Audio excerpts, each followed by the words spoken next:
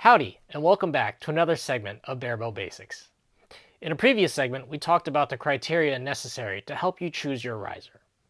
In this segment, we're going to focus on two important pieces of equipment that are integral to your riser as part of your competitive barebow journey. I've gathered some examples here of plungers and arrow rests so that we can go over the differences so that you know what to look for. Before we deep dive into any of the specifics, we do need to talk about the dynamics of an arrow at the moment of release. You probably have heard of the term archer's paradox, and this is a quick example of a short clip that I took with my wife's bow. I'm going to scroll through frame by frame so that you can see what happens at the moment of release. You can see here, as the string is about to leave the tab, it actually flexes the arrow shaft, bowing it in towards the plunger tip. This is what the spring pressure of the plunger is used to cushion. As it proceeds, it will rebound using the spine of the arrow, flexing outwards. Now normally, if the spine is correct, your tail will flex back in a harmonic way to clear the plunger and the arrow rest. Because this is my wife's bow and my draw length is over an inch greater, I'm inducing additional poundage, so the arrow is being overflexed. This is the reason that it doesn't clear as nicely for me. But it gives you an idea of what archer's paradox looks like. With a basic understanding of archer's paradox, we can start to look at some of the critical requirements necessary in a cushion plunger. Now, the primary job of your plunger is to help manage and smooth out inconsistencies in arrow shaft flex during release. This happens when the string rolls off our finger tab with slight variations, causing different amounts of flex in the arrow. In order for the plunger to do this well, the plunger tip must move in an incredibly smooth manner when depressed by the arrow shaft during archer's paradox. While it's hard to convey feel through a video, you can see on this biter plunger that as I press the plunger tip, even if I'm pressing off axis of the center of the barrel, it always moves in a very smooth and glass-like manner. This is the quality of action we're looking for in our plunger. Now, you're probably saying, that's an expensive plunger, of course it's going to have a smooth action. But the truth is, price isn't always indicative of the quality of the action. In my earlier days, I spent a little bit of money on some Spigarelli plungers. And what I found was, even with a fair amount invested, the Spigarelli click button had some grittiness to it that I could not remove, even with thorough cleaning and oiling. When I stepped up to the Spigarelli secure button, I found that it had a hesitation when I pressed on the tip, which would create inconsistencies in its reaction to the archer's paradox flex. So price is never going to dictate the quality of your action. Only engineering and machining quality will. Now I get not everybody can afford to buy a biter plunger, especially when you're just starting out as a beginner. So you have to look at some of the lower cost, more affordable options that are out there. And the problem is most of them cut corners on machining during their production. For example, this SF Archery Forge Pro has a little bit of metallic grind to it when we depress the plunger. So even though it's affordable, it's not necessarily a great alternative. And there's a lot of clones of it out there.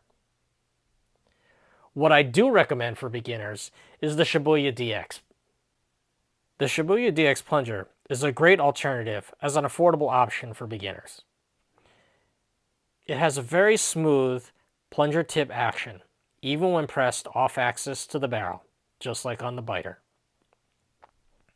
Where it does fall short in comparison to the biter is missing out on some features, like the interchangeable tips of varying length for adjusting center shot, or the click index adjustability without tools for spring tension. But what I can show you is a quick $1 hack to drastically improve the usability of the Shibuya DX. By loosening the set screw for the spring pressure adjustment bolt slightly, you can back the spring pressure adjustment bolt out of the body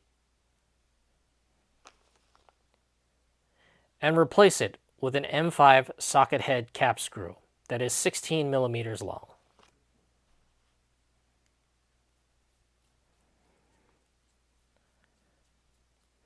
Once threaded into the body, this simple upgrade gives you the ability to finger adjust spring pressure with a finger adjustment knob.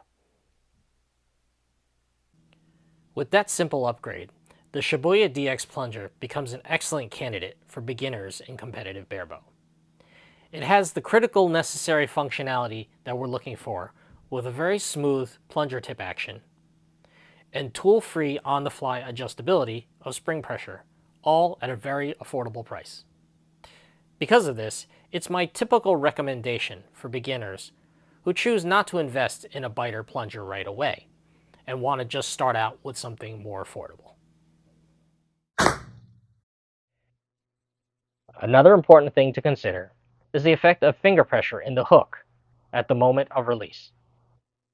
Unlike in recurve, we string walk with a crawl, which typically puts our hook far enough away from the nock of the arrow that minor variations in finger pressure can have a dramatic effect on the launch of the arrow. I'll frame by frame advance here, and you can see in this case where I deliberately exaggerated the wrong finger pressure for this tune, how the arrow forcefully pushes down into the wire before bouncing off and continuing on a tail-high journey. It's easy to think of an arrow rest as just a place to put the arrow until we shoot it. And in a perfect world, that would probably be true.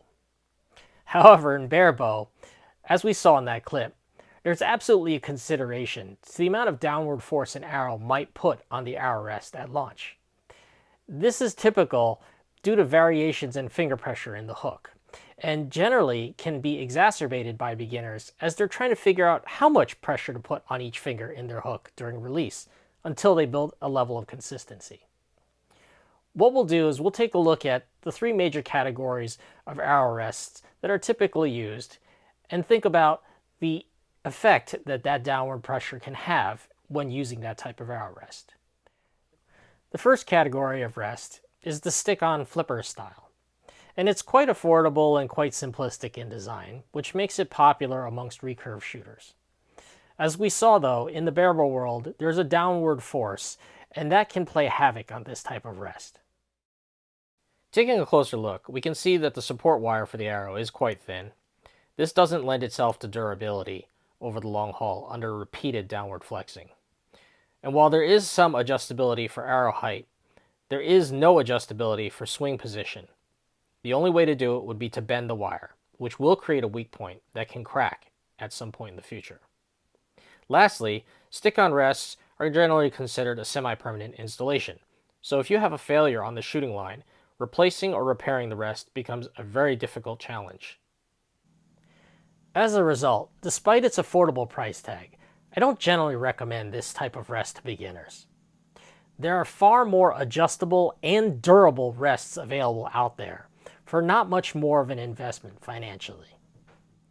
On the other end of the spectrum are the much higher priced magnetic drop-away rests.